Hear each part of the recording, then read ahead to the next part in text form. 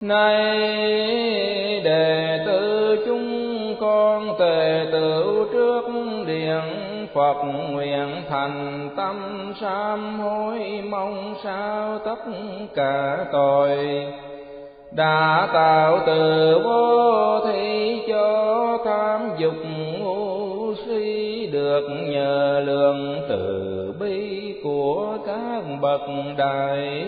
giác mà tiêu tan tất cả. Nguyện cho khắp chúng sanh đắm chìm trong ba cõi, nhờ công đức sám hối được hoàn toàn thoát khỏi nguyện âm siêu dương thái. Chúng sinh khắp pháp giới